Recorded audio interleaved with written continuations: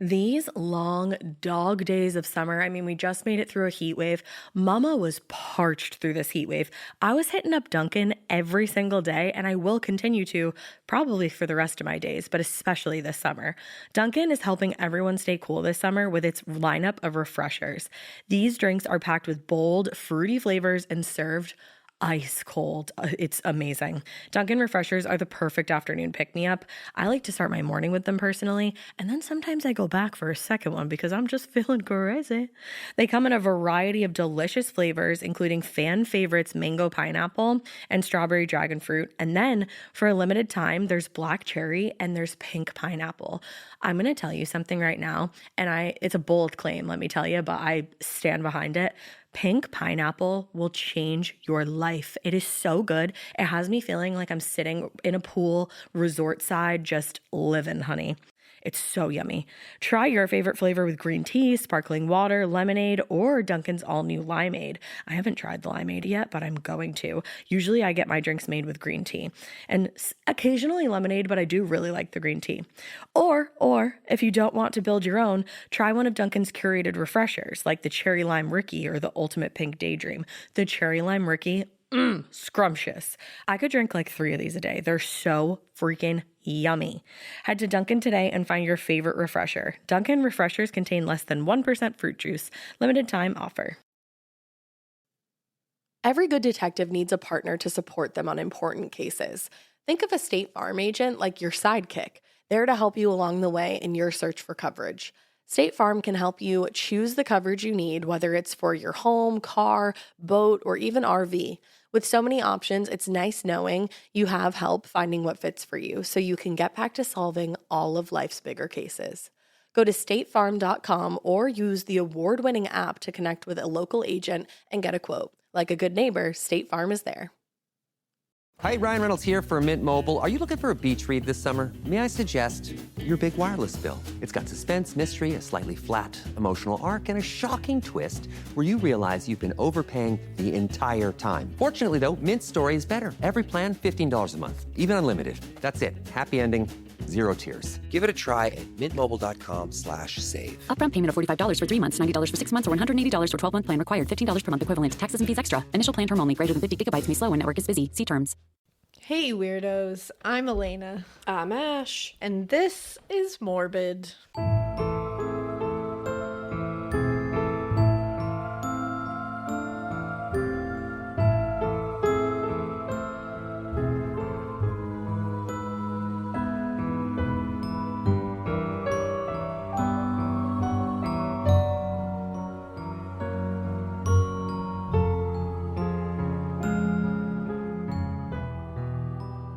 Yay. It's a cult edition. Ooh, Yeah. fun. I'm just gonna hit a cult. This is like kind of a cult. It's like they consider themselves a cult, but they're kind of like cults. They're not even cult light because they're pretty cult heavy, but like I don't know. You'll get it when you get it. At first, I thought you said they're not even cult-like because they're pretty cult-heavy, and I was like, wouldn't that make them culty then? No, they're not cult light. Like I wouldn't call light. them like. Yeah, I wouldn't even call them off-brand cult. It's like they're just like a cult that has aspartame in it. Oh, so they're diet cult. Yeah, like diet cult. Like it tastes really disgusting, but it does a lot of damage. I mean, I like Diet Coke, but Aspartame's really bad for you. yo, Brian, I ain't trying to drink aspartame. If you don't know what I'm talking So- about, you should. So that's what they are. They're like the diet soda of cults where it's bad, but it's like not the same as the regular, but it's somehow worse for you. Okay, yeah. That's what they are. All right, that was a journey, and we got there on it. We got there. You know, it's been a week, guys. It's been a week. Is anyone else dealing as like parents? Are you dealing with like tons of school viruses? Apparently there's like a shit ton of them going around. And we've managed to get away from a lot of them, but they are weird and like quick and really just a big pain in the ass. I'm really excited that the kids are almost done with kindergarten for like a minute, but then I'm like, do summer camps have their own viruses too? Of course they do. They're probably worse. They're probably like mutants. Anytime you gather kids together, it's just a petri dish. Stop gathering kids together. Let's all just stop gathering altogether. Yeah, let's just No, we already did that. Yeah, no, we didn't though. That's the problem. Honestly, that is the problem.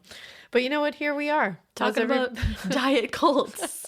How's everybody feeling? Loopy. We keep seeing everybody getting their merch. That is pretty cool. So exciting. Everybody looks gorge in their merch. I'm so happy. And I'm so happy to hear that it's soft. And because that was like our biggest thing. We were like, it needs to be soft. I want to feel it. Cozy, comfy, silky silhouettes everywhere. That's exactly what we're looking for. And you know what? You guys are serving it up for us, like back to us at least. Serving sultry silhouette. Yeah. Shrillness. Hissing. Hiss. So yeah, this is gonna be a really gnarly one. Just Well, it is you. wanna be clear. This is like not super old timey, but like for anybody, I think my age, it's gonna feel like, oh, that was just 10 years ago because it's from 1991. I wasn't even alive. But like it's old, probably a little old timey to everyone else, just not as old timey as I usually go. So we're gonna take you back to September 25th, 1991, and we are going to talk about the Carney cult. Ooh. I know. It's immediately you're like, ooh. Yeah, I'm scared. Ooh. A Carney cult, I can see why it's worse for you than a regular cult. It is. See, it's got its own thing. Now, the guys involved in this whole thing are Jimmie Lee Penick, Mark Goodwin, and brothers Keith and David Lawrence. They were in a satanic cult. They started the whole thing. They claimed they were working off of Anton LaVey's Satanic Bible. I think they were just assholes. But, you know, like, I think we'll all make a decision at the end of this. Now, Jimmie there's always one that becomes kind of the de facto leader of these kind of things. Yeah, every cult needs a leader. Every cult needs a leader. I don't even know if he was actually the cult leader, but he definitely got, like, he was the one that everybody kind of remembers from this. He was really the one who did the most like dirty work too, and he seemed to have a past of doing dirty work and doing bad things and hurting people and straight up murder. This is not his first rodeo that we're going to talk about. Oh. Yeah, like this is not his first rodeo, and it's not his first ritual sacrifice. Okay. Yeah. But Mark Goodwin had been into this Satan shit for a long time. I think Jimmie was kind of just like joining it just as like whatever when he got older, like into his 20s. But Mark Goodwin, he was the one that was into it since like elementary school. Damn. Yeah, which is like pretty early to get into Satanism, I would say. I would say so. I mean, yeah. Yeah, you know, I just feel like, okay, like how did that occur? But teachers and other students said he was super into it. He was like straight up at 12 years old, like drawing inverted crosses on things. What? Which to me, I'm pretty sure. And like, if you hear his background a little bit, you can hear he was into like metal music, like Ozzy Osbourne and shit. That was on CD covers. Yeah. So I don't think that was like really, to be honest, I don't think that was an indicator of what he was capable of later in life. I think it was like, he liked the music. He saw the imagery. That's probably what everybody's like. He was a Satanist when he was 12. Yeah. But then we have some stuff that points to him actually being a Satanist when he was younger. Such as? Like I said, he was intrigued by like dark shit at a pretty young age, but he went bad with it. Like, you know, who gives a shit if somebody's into like weird shit when they're young? Yeah, I was wanted to into be a weird witch shit. when I was little. Yeah, like I was into really weird shit when I was young. I'm still into really weird shit. I'm not going to murder anybody. No. And I haven't done it before. So let's, you know, I always try to, I hate when it's like put on that. Like he was into dark shit when he was younger. So of course this was going to happen. No one cares. Right. Like he was into metal and all the things that they tried to point to in the West Memphis 3 case. Like he wore black. He did this. But he was more interested, not like, you look at the West Memphis 3 case, for example, it's just like a really good example of the satanic panic kind of thing. Oh, yeah. Which, by the way, quick side note, anybody watching Stranger Things, thank you for telling me that Eddie's character is based off of Damien from the West Memphis 3 because holy shit, I can't watch it the same anymore. Like I was already invested, but now I'm like, I loved Eddie. And I was like, now I feel validated for loving Eddie. I didn't realize that. It's great. Everybody go watch Stranger Things if you hadn't. And to everybody who's been tagging me, telling me about Eddie's character being connected to that, thank you, because I had no idea. And I am watching it in a whole different light now. But yeah, go look at that. So yeah, they kind of pointed, I look at the West Memphis 3 cases like, those were kids that sure, maybe they got in a little trouble in their like tiny little, you know, Arkansas town where you get in trouble for everything. But they weren't like hurting people. They weren't killing people. They weren't sacrificing animals. They were No. wearing black and listening to metal. Right. Like that's all. And they were into like horror movies. Yeah. And they got pegged as like Satanists. But it seems like Mark Goodwin, when he was younger, he wasn't into all that kind of side of it. The music, the horror movies, the aesthetic, all that stuff. He really wanted to gain power over people. Like he wanted Satan's power. He wanted to sell his soul. Yeah, like he was interested in the dark shit that like the satanic panic like tries to latch onto. He was not into it for like aesthetic. He had read a lot of books about satanic worship, and he had formed his own like meathead ideas that like ritual sacrifices and murder were part of the whole thing, and that's what it takes to gain power and blah. Like basically he's just stupid, and Right. and that's where he went with it. So at 15, Goodwin formed his own cult called Satan's Disciples, Wow. which first of all, wow, you're 15. Second of all, that is the stupidest name for a cult I have ever heard in my life. It is Yeah. so on the fucking nose. Right, like, be so on different. the nose. Oh, hey, we're Satan's disciples. I know. If Satan was in the room, he'd be like, that's what you came up with? That's all Right. you got? Right. He'd be pissed. Satan's disciple? Like, that's just dumb. Do I was better. like, come on. Like, Well, yeah. Ready, go. What? Cult name, go. Oh, shit. Okay, hold on. Oh, No, you go. put me on the spot. Go. Oh, no. Okay. Ah! Oh, that's a good one. I like that. I think that's a great Hey one. guys, we're There it is. That's our cult. Boom. Ah! That's hilarious. It explains exactly what we're all about. and it's creative. And it's scary. It is. Yeah, I get it. But yeah, Satan's disciples, no. No, thank you. So this little cult it started off with about 6 people between the ages of 12. He was 15, by the way. Weird. Between the ages of 12 and 35. The fuck? Yeah. How did you know a 35-year-old?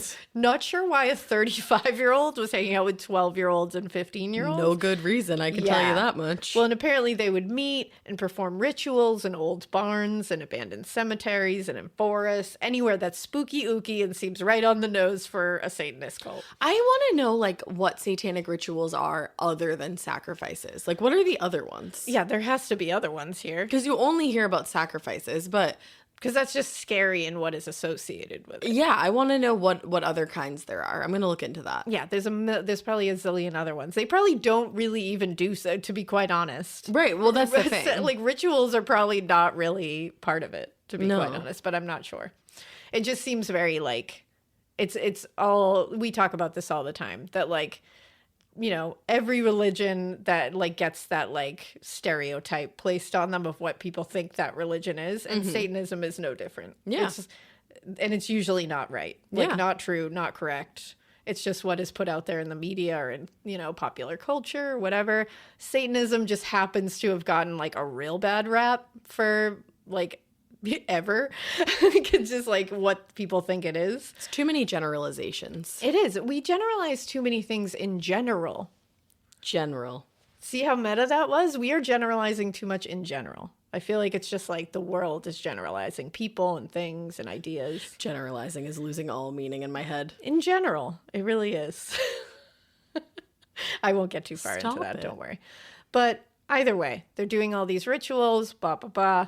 Goodwin was obviously the leader and would act like the high priest of the cult. Oh, he Because was so fancy. He loves his power and authority. Now, the group would sacrifice animals for the Oh, rituals Fuck off. more than once a week, according to him. Jesus. Now, for example, in this trigger warning for Ash 2, to be quite honest, I'm not going to go into detail, don't worry, but I'm just going to mention an animal that was killed here. So, trigger warning. Okay. For example, one of the rituals included killing a cat and then putting its blood into fancy goblets, and they all drank it to summon demons to do their bidding. That's stupid and rude and fucked up and also incredibly dangerous, I'm sure. Thank you. All of the above. Yeah, like, get out of here. And it's like, I never understand this. Like, we're trying to summon demons to do our bidding. Maybe this is like me being a Capricorn or like me being my personality type that like I have a control issue. I'm not summoning anybody to do my shit for me. No, you're not. I could never hand over control to a yeah. demon for them to do what I need. I'll get it done. Well, and You I want feel something like done, do it yourself. that's just too tricky because, like, you're not supposed to trust a demon. No, of course not. You can't trust anybody. No, I don't even trust you. I say it all the I'm just time. kidding, You I want do. something done, you got to do it yourself. You want it done right. I found you that. do it yourself. I have found that. I love DIY. There you go.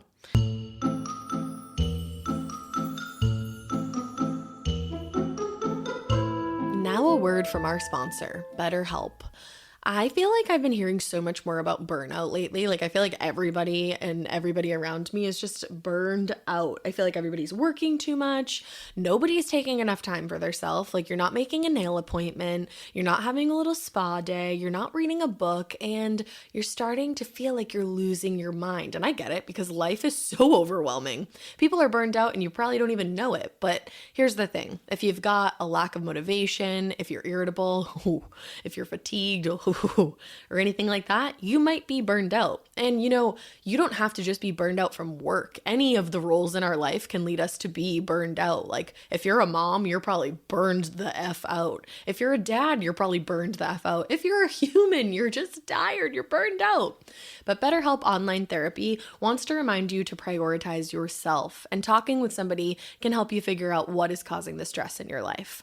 Like you guys know, I'm a big proponent of therapy. I think just having some time to talk to somebody about all the things that are going on in your life it makes it so that you don't feel so overwhelmed all the time and you're actually letting that out. Because you wouldn't believe what happens when you start to bury stuff and bury stuff and bury stuff. Eventually it's all going to come out and you're going to lose your dang mind. Well, BetterHelp is customized online therapy that offers video, phone, and even live chat sessions with your therapist, so you don't have to see anybody on camera if you don't want to. It is much more affordable than in-person therapy, and you can be matched with a licensed therapist in under 48 hours. Our listeners get 10% off their first month at betterhelp.com/morbid. That's betterhelp.com/morbid. But no, they're stupid and they want, demons to come out and do shit for them, which is just like, okay. Now, Goodwin also said that members of the cult wore black robes because metal. Yeah. But the women in the group were not allowed to wear robes. Lame. They had to wear black lingerie or had to be just naked. Fuck right off with that. That's what I'm saying. That's- Like, Mark, get the fuck out of here. We know exactly what you're doing, Marky Mark. Of course we know. Ew. And Which, also, just like, why would you do that? Like, why would you sign up for that? Here's the thing. If people want to be naked, then get it. Like, be naked. Do whatever you want. If that's your thing, Of by all course. means, go be naked. I don't care. But don't let a dude tell you that you have to be. But that should not be the dress code. Right. That should not be a dress code somewhere. You decide if you want to be naked. If you're cool with it, you go. That's also just not a dress code because you're not dressed. Yeah. That's well, dumb. black lingerie. Yeah. Now, they later said, weirdly, they had a lot of trouble getting women to join the group. I wonder why. I can't imagine why. They were like, yeah, women are just like a little scared of Satanism. No, I think we're just like done with being objectified. Like, bro, I think it's you and your weird band of predators that scared them off and not the Satanism part, but like, okay. Whatever you want to think there. Sure. Anyways, Goodwin said that there would always be a huge orgy and everyone would dance around while the satanic chorus sang. I believe it. For sure. I think all of that happened. Absolutely. For sure. Now, Goodwin said that he actually left the satanic disciples at one point because one of them suggested that they kill an innocent person. And he was like, no. And they suggested a baby Oh, for Jesus a ritual. Christ. And he wasn't down for that. He literally said, quote, to kill a kid for a ritual that lasts maybe 3 hours and that kid's life is gone for good, that's pointless. Agreed. Yeah, we all agree, Mark. But you said he had killed other people before? But no, that was Jimmie. Oh, okay. But Mark ends up being part of like a very bad thing where someone dies. And it's like, Mark, where was that energy in Yeah. 1991? Keep that Where was energy that? around you at all times that you shouldn't kill people. He's a conundrum. Now, the brothers, Keith and David Lawrence, are up next. I'll tell you about them. Keith Lawrence was a Satanist for a while, but his brother David, who is 3 years older than him, was not at all. David tried to say that heavy metal was what brought Keith into Satanism. That was his whole thing, because once again, that's how Pop this all culture made me starts. do it. Pop culture made me do it. It's not me being a shitty person.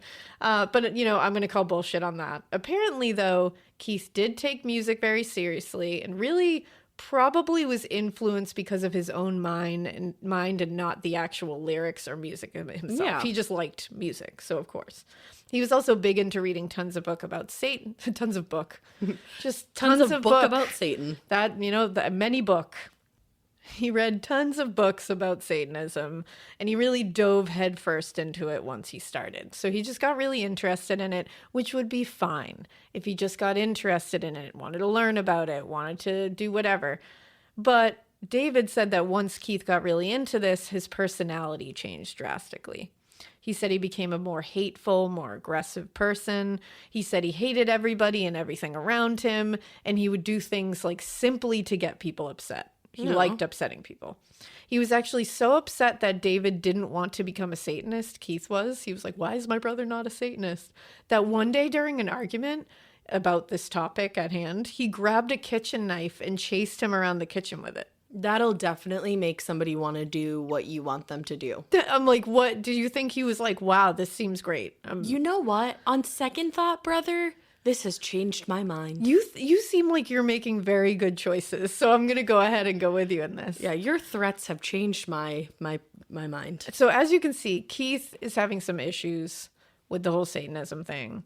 I don't think it has anything to do with Satanism, to be quite honest. I think it has to do with Keith being like a problem child, because he was getting into trouble. He was being an asshole. He's chasing his brother around with a kitchen knife. So he ends up being sent away by his parents to a private school. Oh, okay. And this private school was in Terre Haute. He was supposed to be working on his anger issues, just get his behavior under control. And David, his brother, did love his brother a lot, even though he didn't understand the Satanism thing and he had chased him around this fucking kitchen with a kitchen knife. He chalked it up to sibling shit, apparently. And That's wild. And siblings, I guess. If you chased me around the kitchen with a knife, it would be a while before I talk to you again. Yeah. Just FYI. Yeah, I won't do that. Cool. I can safely say I won't. Because it'll be a while. It'll be a while before me and you talk. It'll be a few days before I speak to you again. We have a whole job to do together. We do. We have a whole ass job to do. Don't do that, okay? Well, David loved his brother, and he did spend up, like, when he came back from school, he spent a lot of time with him. He didn't stop hanging out with him. Well, and he was probably trying to make sure, too, that he could kind of keep him on a good path. Yeah, I like bet. keep him on the straight and narrow. And he was quoted as saying that he hung around with Keith. And this is like both funny and sad, the way he quotes this. Oh, no. He said he hung around with Keith the most because he was the only member of his family to treat him with respect. David said that. But then he was quoted as saying, quote, a satanic brother is all I had. Oh, man. You know what? Life does get bleak within family systems sometimes. And you know what? Some people have nobody, so at least you did have a satanic brother. It's like I want him to have a shirt that says, like, I was born into this family and all I got was this lousy satanic brother. I love it. I'm with stupid. A satanic brother is all I had. I'm with satanic brother. I have a satanic brother. That's all I got. So Keith and David met Mark Goodwin. And they came into each other's lives. They bonded. They ended up working together, so that's how they met. Okay. And they immediately bonded over Satanism. And Keith and Goodwin, actually, because remember, Keith is the brother that's bonding over Satanism. David just kind of goes along with his brother. He's like trying to support it. Yeah. But Keith and Goodwin signed a blood pact that they believe were going to bring them power. And they said, quote, if we're going to do this, let's do it to the full extent and sign with our souls. That's what they were quoted as saying later, of like, that's why we did it. Okay. They would do seances and rituals and all other manner of hokey shit that they believed was part of this whole thing. I just love that they're like, if we're going to do it, let's do it right. Let's sign with our souls, man. And I'm like, are you supposed to have one? Yeah. Like with the way that you're looking at this? I don't feel like you guys do have one. Yeah, because I feel like with the way they're looking at it is so hokey and like so just like fictional that I feel like they would be the ones to be like, we're not supposed to have souls, man. Yeah. We gave our souls to Satan. But like apparently Satan. to Satan, man. But apparently they had them and then they signed with their souls. So that's why they are like blood brothers now. It's really a lot. And I also wonder, like, did this happen in front of David? Was David just standing there being like, cool, guys, Yeah. good luck, I guess? I wonder how I don't he know. felt about this whole shebang. Probably wasn't psyched. So now the Lawrence brothers and Goodwin are both at odds with their own respective families because they're getting worse and worse. Like they're not being good boys, okay? And they're having a lot of problems with their parents and their families. They're not keeping it in check. Yeah, and they just want to keep worshiping the devil, but they need to get like more steady jobs because they were just taking like jobs every which way. Because, you know, the devil may be totally giving them all the power in the universe and shit, but he's not going to spot them a 20 for rent. So No. they decided to get jobs together with this traveling carnival company. I was As waiting. one does. I was waiting for the carnival element. The carnival got to come in. Yeah, because, you know, at this point, they're like, we want to keep worshiping, but like we also need to buy food and pay rent. So like, let's do this together. What is the creepiest job we could all take together? Carnival. It is. They nailed it. They really looked for that. So while doing this, they decided they wanted to start a brand new cult because cults. Okay. So they recruited Jimmie Penick in Brownstown because he was working the carnival circuit. So this is just a bunch of carnies ready to stamp some pentagrams on their heads and have an orgy for Satan. Carny cult. Because they met him, obviously, like these carnival circuits, like they travel, obviously, and people will travel with them because certain seasons in different places are carnival season. You know, a carnival season up north is going to be summer. But then you could go down south in the winter, and that's still carnival season down there. So It's always carnival season. it's always 5 o'clock somewhere, and it's always carny season somewhere. You're like really selling it. You're like, just so you know, you could go to a carnival anytime you want. Just go to the right geographical location, okay? Okay. Like, I feel like you know how people have those like tiki bars, and it's like it's always 5 o'clock somewhere. There's always I want a to have a carnival. creepy ass bar that just says it's always carnival season somewhere. Please do that. I'm gonna commission that for you. We should make a T-shirt that says that. You were just like, Hello? hello, Hello? T-shirt people, are you T-shirt listening? people. So yeah, you know, just a bunch of carnies got together and they were like, oh, Satan? Yeah? Okay, cult time. So during all of this, they're working at the carnival, worshiping Satan, and all of this is when they met William Anthony Ault. So many boys up in here. Well, and poor William Ault, and they called him Tony, I should say. That's what he was known as, because his middle name was Anthony. Thank you. I forgot was about gonna that. And I say, was like, could why see it did on they your call face. him that? Now, Tony was a good guy. Really? Yep. Okay. And Tony is unfortunately our victim here. Oh no. Tony was only 21 at the time. He was interested in Satanism. He was looking for dudes to hang out with. He was kind of like marching to the beat of his own drum. He just wanted like bros to dude out with. So his name was William Anthony Tony Ault, like I said. He was born July 2nd, 1970 in the small town of Rochester, Indiana. He's a Cancer. There you go. So what does that mean? Like a sweet soul who's like It makes sense. in touch with their emotions and just like Cancers are like very ethereal, Oh, you know? Ma's a Cancer. I bet. Oh, there you go. Yeah, like just picture Ma. All right, so there you go, Tony. I get it. And Tony, he just feels like he was like a guy who just like needed like the right group Yeah. to take him in. Yeah. You know, his parents were Shirley and Gerald. They divorced at one point, but the mother, Shirley, had remarried Robert Ault, and that's where he took his last name. He had a sister, Angela, and a brother, Charles. He was into, like, weird shit. He was just, like, into the occult. He was interested in it. I think it was just one of those things where it's like, you know, this is almost like, it probably to him looked at first like, you know, like just like something like D&D, something that they're into, they get together, they do it. Yeah. It's something that bonds them together. It's a built-in group of friends. You're all interested in weird dark shit. But then he did start seeing that it was like a little more than that, but I don't think he fully understood. Now, he had started working for the Poor John's Carnival Company, which is the one that they all found themselves working for at one point. Okay. Because again, it's always carnival season somewhere. So they were moving around to a bunch of them, but they ended up at this one. So he met them in September of 1991 on DeKalb County Fairgrounds. And again, he was only 21 years old. A baby. A baby. So he expressed to them, he heard them talking, he like kind of got to know them a little bit, and he expressed to them that he was like, I would like to join your cult. Like, Yeah. sounds kind of fun.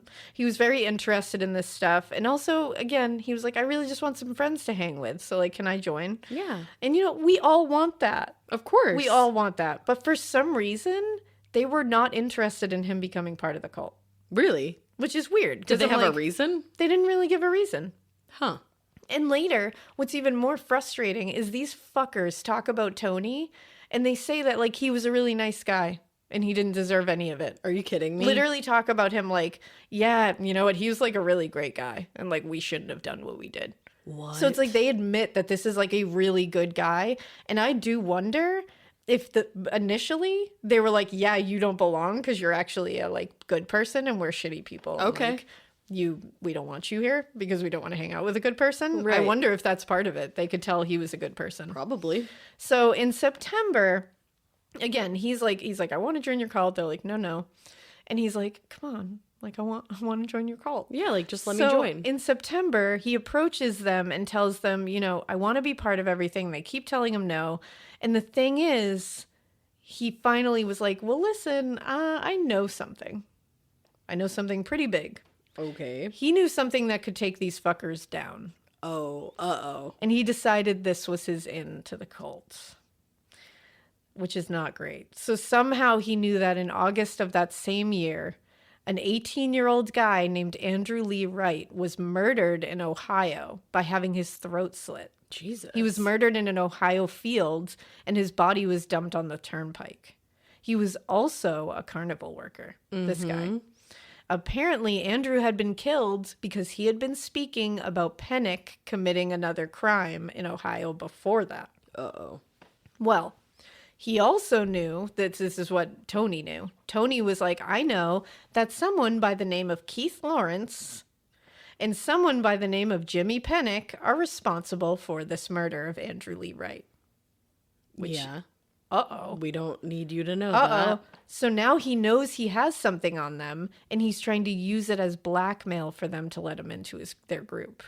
Okay. This is a bad plan from all sides. Unfortunately, like any way you turn this puzzle, it's not gonna work. It's wrong. Wrong answers everywhere. Like it's not. Because if you know that somebody has something to do with a murder, don't go to that person about it. Go to the police about it. Exactly. And like, yeah. Because it's like he seems like he was desperate.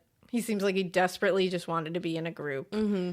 I don't know. Who knows if he truly believed that this was true that he had done it? That's the other Maybe thing. he thinks that it's a rumor, but he's like, I'm going to use this because why not? Right. There's no way that Tony could have known that him What was doing gonna this happen. was going to cause anything of what happened. Of course not. But it's like, just for future ref, when this kind of thing is never a good way to get somebody to let you into a group or to like, you don't want to hang out with these people. No, you definitely don't. And I don't think Tony truly wanted to either. I think he just wanted a group and he didn't know how bad these guys were. I really don't.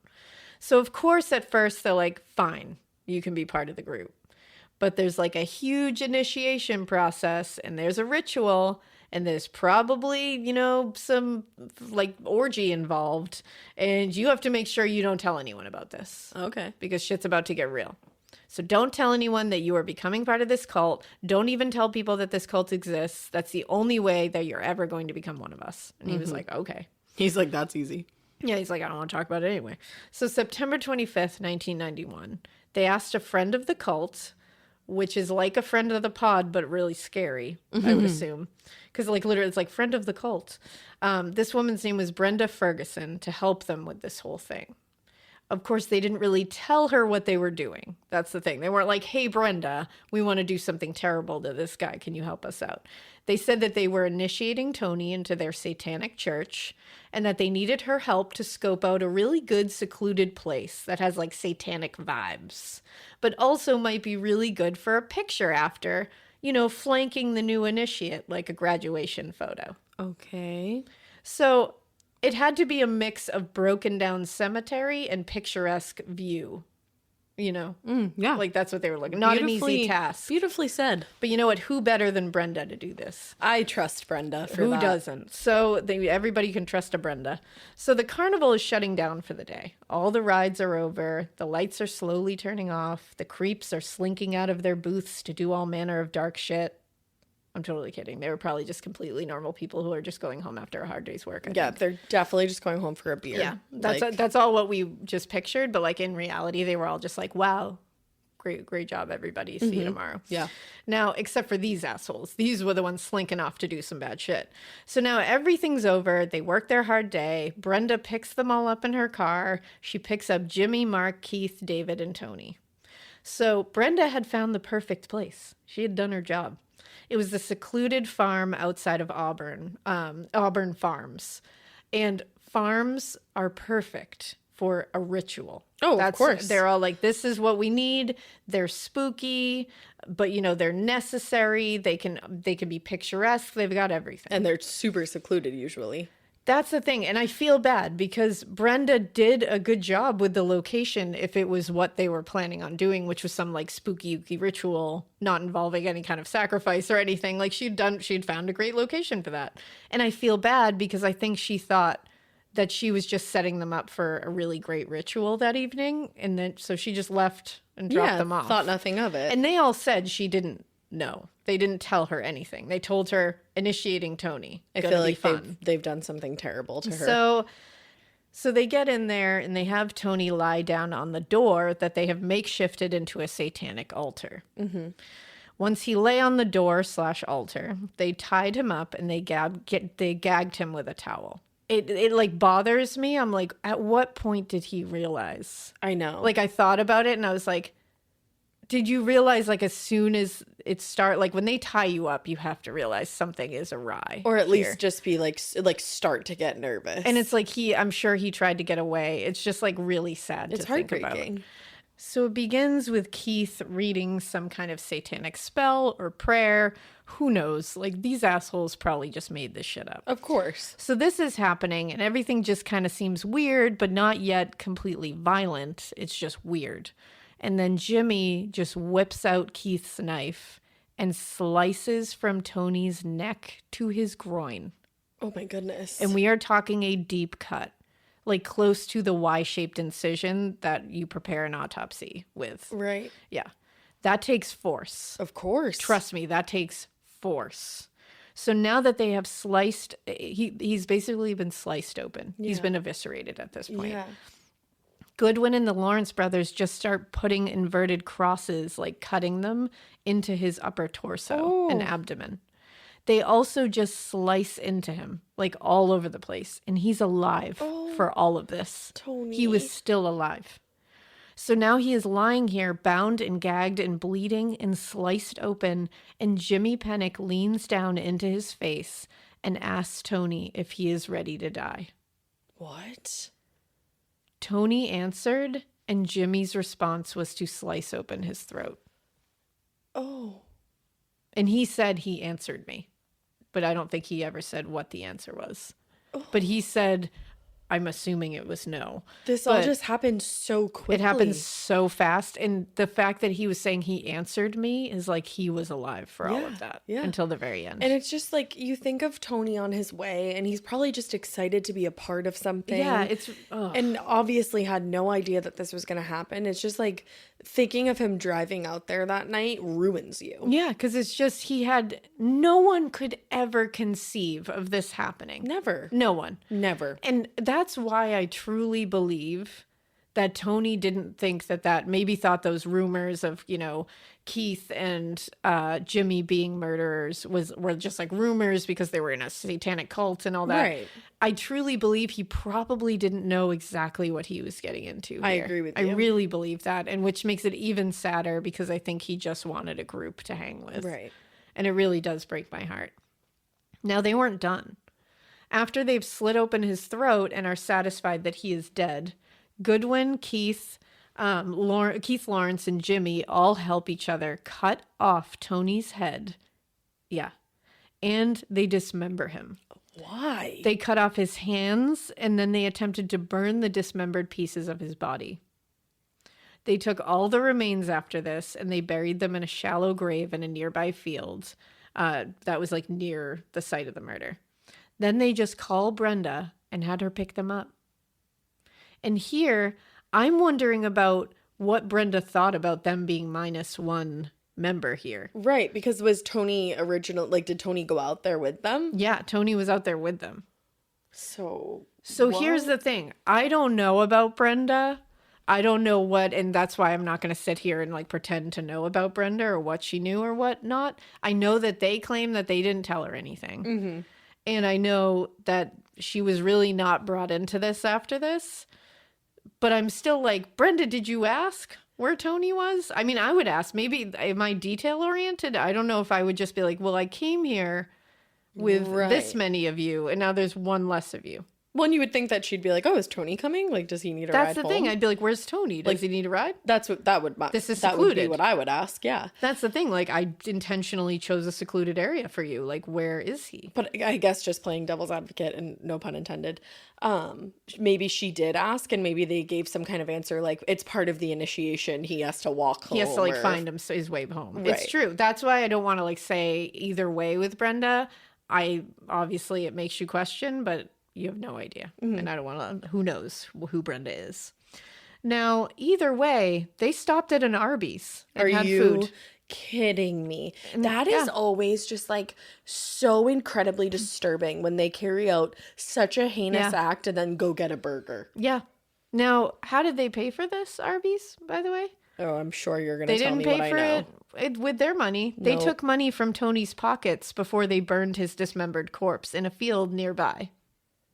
I don't understand how people can do this to other people. Yep. They stole money out of his pocket while they buried his dismembered corpse nearby the place where they murdered him in a satanic ritual torture. I just don't, like I just said, I just don't get it. It's like, how do you not think of your brother or your sister or your dad or like that like people your love cousin? Him. Right. Like there are people who love him. Exactly. And how do you not put yourself in a place of empathy and like think how you would feel if this happened to your family member? Exactly. Or how your family would feel if this happened to you. Like, I just don't understand the lack of empathy that people have. I don't either. That's the thing. It's like that's what kills me. These people love these people. Right. And like I feel like every decision I make, I think about how it's going to affect the people around me and me. Yeah, and it's like, does everybody get it right all the time? No, of course not. But these kind of people don't even consider it. It's not even a fleeting thought in their mind what who these people are, who they could be hurting. No. And these choices are just like, I mean, these are beyond. Like, that's the thing. Like, you don't get these right or wrong. You just know that murdering somebody is wrong. And this is like torture. Absolutely. Like torture. Now, what's crazy too is they just kept working the carnival because nothing happened, and actually ended up driving down to Florida at one point to get winter carnival jobs because remember the carnival is in season everywhere. Yes. And they did so in Keith's van, which he called rigor mortis. That's so fucking lame. You guys are the lamest. Yeah, like the fucked. Lamest fucks. They returned home at the end of the year, and luckily, by December, there was rumblings about what happened to Tony. He was missing. People were already saying, he hung around these guys. And we know about these guys. With these guys. We know about these guys. The other thing is, and like, I'm not glad that they're stupid, but just like, ugh. I know. You already knew that Tony was onto you. So did you not think that those rumors were circulating and then you're going to do this to Tony? That's only going to add fuel to the fire. And then people are going to come in hot on your tail. Like, how did you not think of that? Like, did you think a demon was going to come and save you? Like, from all of this shit, you idiots?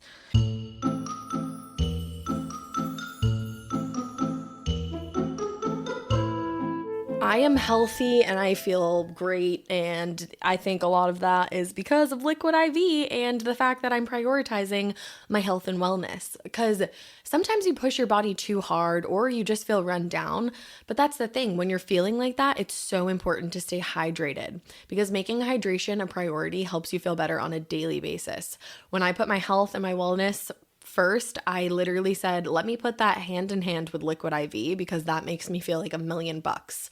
And the reason it makes me feel like $1,000,000 is because one stick of Liquid IV hydration multiplier in a 16 ounces of water hydrates you 2 times faster and more efficiently than water alone. And it comes with delish flavors. There's watermelon, there's strawberry, there's pina colada, there's even acai berry flavor. Literally, I've tried every single flavor and I haven't even gone wrong with one of them. If you have listened to this ad before, you know that I love the caramel apple flavor. I'm not sure if it's like seasonal, but I absolutely love it. And I got so much of it that I have it all year round. It's delicious. I actually went out for my birthday last night and I had 1 drink more than I should have, which is for me 2 drinks, and I was feeling a little yucky. So as soon as I got home, I was like, I don't want to feel like crap tomorrow. I'm gonna have a Liquid IV. I woke up like a couple hours later and I was like, oh my gosh, I feel great. And then I went right back to sleep. But here's the thing. Liquid IV contains 5 essential vitamins, B3, B5, B6, B12, and vitamin C. It's made with premium ingredients with 3 times the electrolytes of traditional sports drinks, and it has no GMOs. It's free from gluten, dairy, and soy. And the thing that makes it so effective, in case you're wondering, that's the science of cellular transport technology, which is designed to enhance rapid absorption of water and other key ingredients into the bloodstream. Now, all of that is wonderful, but what's even better is that Liquid IV is on a mission to change the world, which I highly respect. Liquid IV has donated over 20 million servings globally. So grab Liquid IV in bulk nationwide at Costco, or you can get 25% off when you go to liquidiv.com and use code MORBID at checkout. That is 25% off of anything you order when you use promo code MORBID at liquidiv.com. Experience better hydration today at liquidiv.com. Promo code MORBID.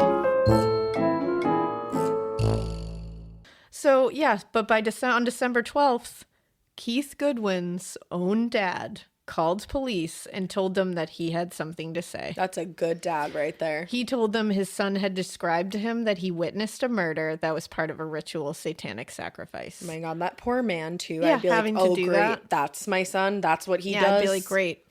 And having to call the police and be like, you need to come arrest my child.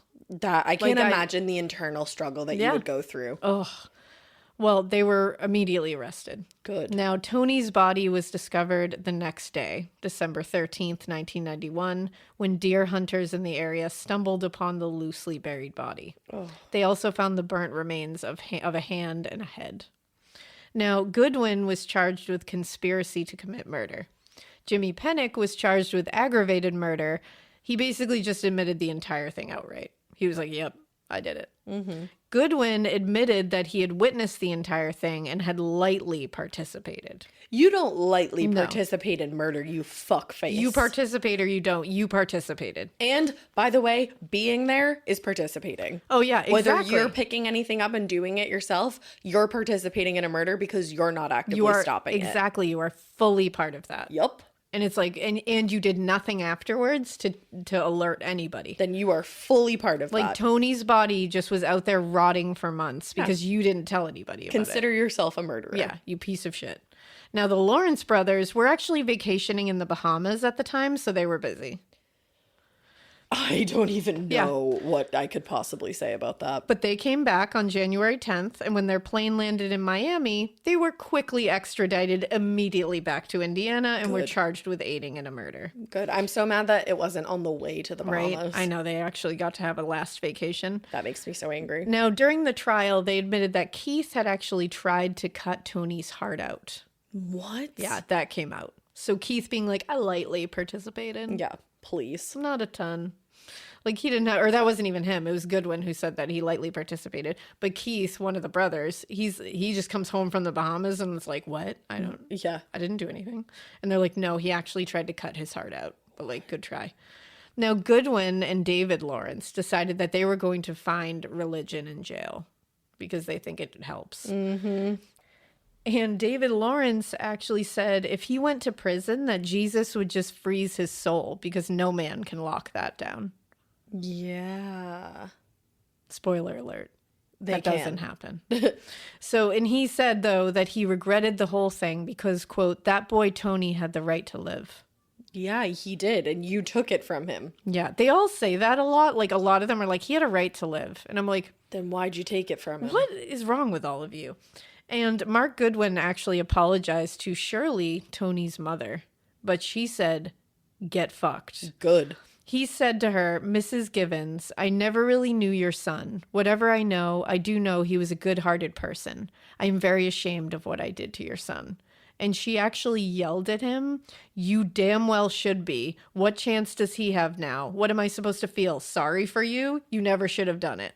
Exactly. And it's like, yeah, fuck off. Like, oh, I love that. Because I always, sorry after the fact is always like, okay. Mm-hmm. But if like, you were sorry, you wouldn't have done it. and it's like that kind of thing. Sorry after I murdered your child. And How do you think that's going to help in any way, shape, or form? how do you think that's going to help the sorry? And then what business do you have saying that you didn't even know my son, but what you do know of him is that he's a good person? So you didn't know him, but you took his life. Yeah. Okay. Like, very cool. The little you knew about him was that he was a great person. Right. And And that's all you knew, and you still decided to do this. that's adding insult to injury. It truly is. David also said that he blamed his brother, Keith, completely. Okay. He regretted hanging out with him so much. And he said even if he had gotten out of this whole thing, he would have never spoken to him again. Mm-hmm. Jimmie Penick was 25 at the time, and he ended up getting 60 years in prison. Good. He pled guilty to avoid trial and possibly the death penalty. Now, he had a lot of like aggravating factors in his sentencing that were very interesting to read, and I just want to tell you a couple. An aggravating factor in his sentencing was the fact that he had done it before, Yeah. because now they know that he had done it before. Was he convicted of that murder then? He did do that. So in the court transcript, it says, quote, this was the second time that defendant Jimmie Lee Penick has murdered someone because previously in August of 1991, he murdered a man in Fulton County, Idaho, cutting his throat with a knife. So it was also the same exact way that he murdered Tony. How did he get away with that? I don't know. That's what's so crazy. And it says also considered for his sentence was the heinous nature of this crime. Yeah. In the court documents as well, it stated that if his sentence was reduced in any way, it would, quote, depreciate from the seriousness of this most serious classification of crimes in Indiana, perhaps the most heinous crime ever committed in DeKalb County, Indiana. They said that, quote, the death of the victim at the hands of the defendant, Jimmie Lee Penick, was painful and torturous to the victim. And that, quote, later on in the day of the murder of defendant Jimmie Lee Penick knowingly ate food purchased with money stolen from the deceased victim. And then they reference also the planning of it, like they obviously had planned this out completely, and the complete lack of remorse that was also considered.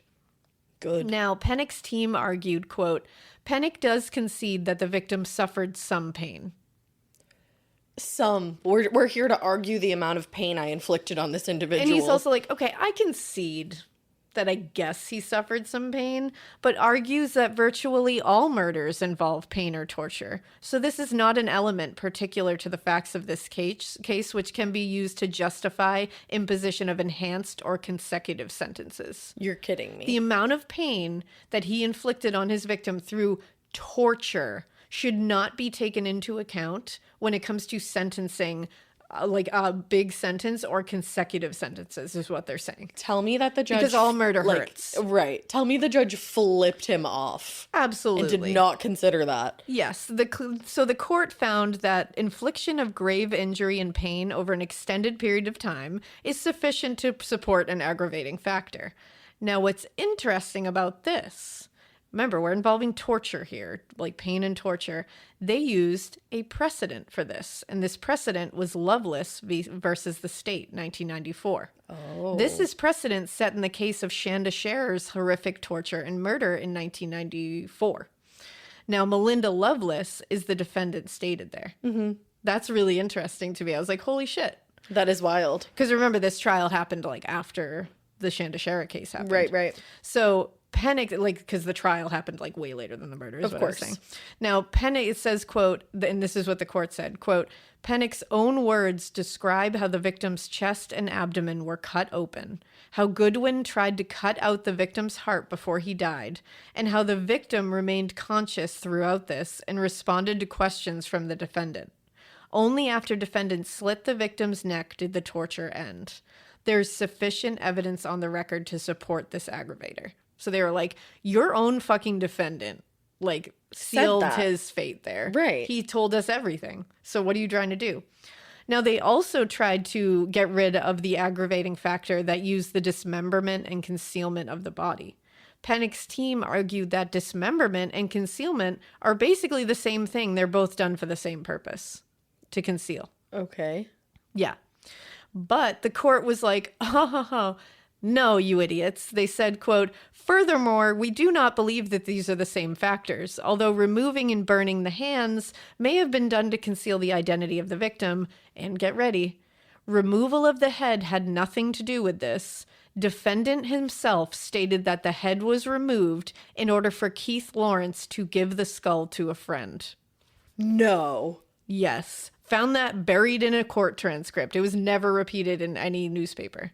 What? That his team is trying to sit there and be like, well, they dismembered the body to conceal the identity of the body. So you can't have two aggravating factors, one for concealment of the body and one for dismemberment, because we're arguing that they were done for the same reason. Okay. And they're like, cool, we can do that on the hands if you really want. But the head, fucking Jimmie Penick literally told the court, it is on record, that they took Tony's head off so Keith Lawrence could give the fucking skull to a friend. That's beyond. That's beyond. so beyond any kind of words that I can ever conjure right now. Like, I'm like, and you are sitting, and for his defense team to be sitting here trying, I'm like, honeys, hang up the towel. Yeah. Hang up the towel. What are you doing? How can you try to argue that when you know full well that that's already been said? Truly wild. Now, Keith at the time was 20 years old. He got 50 years in prison with 20 suspended years for conspiracy to commit murder. He actually got out of prison in 2004, and he had 20 years probation knocked on there. Oh. And in 2006, he went back to jail for 180 days for public intoxication, and then apparently was being held on bond for charges of criminal confinement and captivity. Put him back in but prison. Could not find any other thing about it. I was like, what the hell's going on? Put him in prison, leave him in prison. Yeah. He hasn't changed. And he was being held like without, like, you could, like, with no bail. Yeah, which good. they were like, obviously they're doing that because of his previous shit. Right. Now, David, he was 23 years old at the time. He was a little older than Keith, remember? And he pled guilty to assisting a crime, and he got 8 years in prison. Now, Mark Goodwin pled guilty to assisting a criminal and battery by means of a deadly weapon, and he got 8 years. That's bullshit. Thank you. Both of those sentences Thank are you. bullshit. So bullshit. And insulting. Very insulting. Like, Tony's family, can you imagine? I would have 8 been years. outraged. 8 years. And when he was in jail, when Mark Goodwin was in jail, he also found religion and said everyone should be careful of the lure of Satanism, and literally said, quote, look at William Ault. He was a Satanist and he didn't make it. Because you killed him. Because you murdered him. It had nothing to do with him being a Satanist. You murdered him. Because you're a murderer. Because you're a torturer. I feel like he said that to be a dick. It's outrageous. Like, why else would you say that? Yeah. You know why he didn't make it. It had nothing to do with him being a Satanist. It had everything to do with him meeting your stupid ass. And then he admitted his own fault in the other murder that started this entire thing. He said, quote, I regret it because that boy had the right to live. So did Andrew. Their families put time, love, and money into those guys, and now there's no more of them. Because of you. Thank you. What? Like... Like, you I just, saying like, that is okay, that, like, cool, but that's your fucking fault, dude. And I also love that it shows you exactly, that statement to me is like very much encompassing Mark Goodwin and all these guys, is like him being like, you know, yeah, it's a real bummer because their family put like a ton of love, time, money into them, and like now they're not here anymore. And it's like, do you think that's why people put time, like why people love people and care about people. They put time, love, and money into them. And then once they're gone, like, fuck, I did all that for nothing. Like, That's not how that You works. think that's how human emotions work? Which just shows us that you don't That's have the thing. an understanding of them. Because it's like, no, Tony's family just loved him. Right. And Andrew's family loved him. It has nothing to do with I put time, money, and all this into someone and now they got murdered and that's annoying to me. No, it's that they cared about them. It's that they are not here anymore to hug, love. to talk to joke with, to do anything with. To It's just like, be around. it's so crazy that they're just like, oh yeah, they just, their family put all this shit into them and now they don't for nothing. That just shows that Like, tells wow. you everything you need to know about It really how does. how he considers his personal relationships Exactly. and probably why he was able to do something like this. Yeah, it's insane to me. So that is the tale of the Carney cults. Wow. That was really, really, really gut-wrenching. Yeah.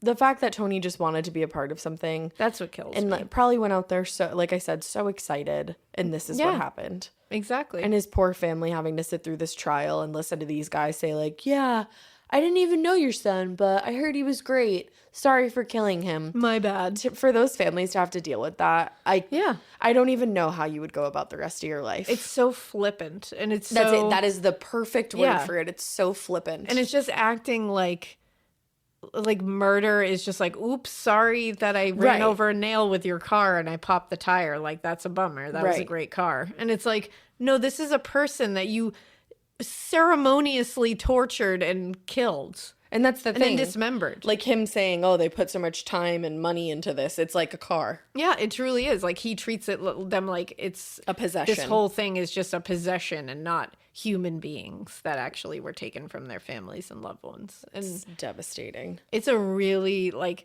it reminded me of the Fall River cult, like how gnarly that got and how just like, wow, like the chaos in that. But these guys all admitted it. They all admitted to being there. A couple of them obviously tried to take themselves, like, bring themselves into a, like, outer shell there and be like, I was just there. I didn't touch them. But they all know what they did. Of course And they they all do. inflicted some kind of injury on Tony. And they all deserve to be in prison forever. But unfortunately, Some like of I them said, only got 8 years. yeah, like the Lawrence brothers there and Mark Goodwin, they didn't get nearly enough. And they get to go back out and live the lives Yeah. that Tony should have been living. Yeah. 21 years old. So sad. Poor Tony. I know. Well, But yeah, that that's a was rough one. That was a really sad one. It was. But thank you guys, of course, for listening. And we hope you Keep it. weird. I do not have to tell you not to Yeah. keep it this weird, and I'm simply not going to. Justin, don't do it. Alaina will.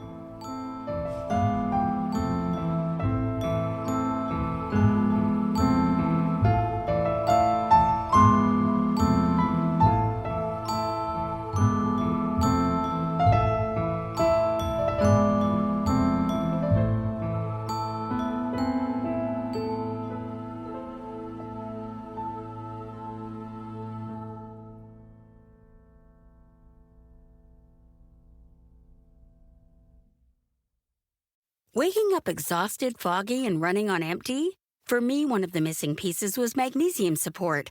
That's why I added Magnesium Breakthrough Bye Bye Optimizers to my nightly routine. It's a powerful all-in-one magnesium complex with 7 forms of magnesium designed to support relaxation, sleep, stress response, and recovery.